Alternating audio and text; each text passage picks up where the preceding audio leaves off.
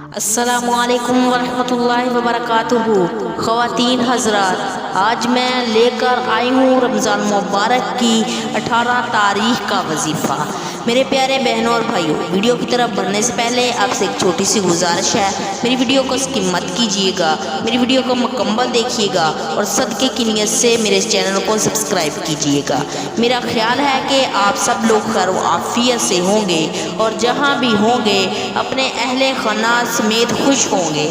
ماہ رمضان مبارک کی 18 تاریخ کا بہت ہی مجرب وظیفہ آپ کو بتاؤں گی۔ اگر آپ نے ماہ رمضان مبارک کی 18 تاریخ کو کر لیا تو اللہ تعالیٰ عروج سے زوال کی طرف لے جائے گا۔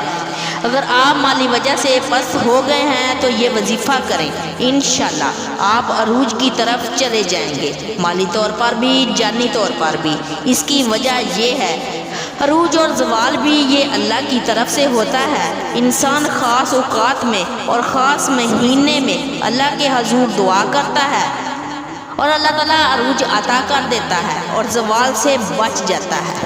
آج میں آپ کو بہت ہی مضبوط وظیفہ دے رہی ہوں۔ اگر آپ نے ماہ رمضان مبارک کی 18 تاریخ کو کر لیا، اللہ آپ کی زندگی کے زوال کو ختم کر دے گا۔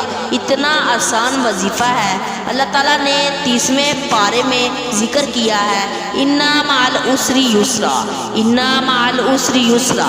آپ اس آیت کو پڑھیں گے 300 مرتبہ اور دعا کریں گے، اللہ نے آسانیاں پیدا کرنی ہے تنگیوں کے بعد۔ آپ یہ وظیفہ کریں، اللہ سے مانگیں۔ یہ وظیفہ آپ رمضان کے بعد بھی کر سکتے ہیں، انشاءاللہ اللہ تعالیٰ آپ کی ہر پریشانی کو دور کر دے گا۔